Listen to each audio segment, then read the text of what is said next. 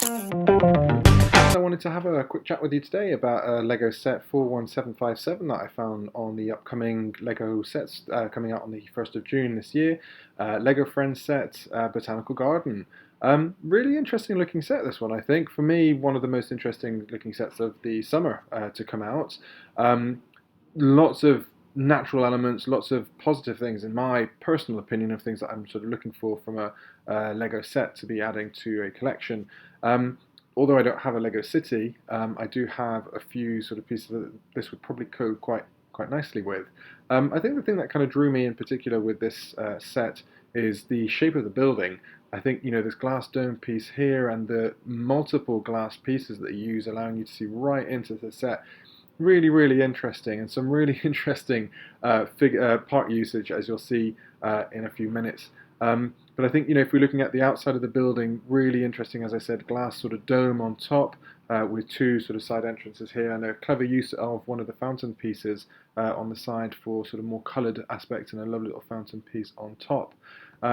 A good look here at one of the outside trees with the light pink flower and leaf pieces.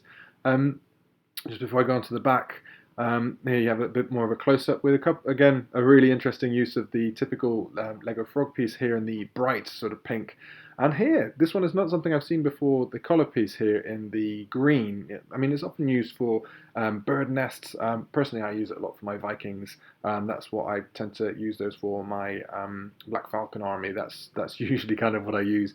But as you can see in some of the kind of more exotic kind of plants that they've got on this set, they've got really interesting use of some pieces here, the light green saxophones, the orange mohawk, and some of the shoulder pads from things like the Ninjago series, those kind of sets.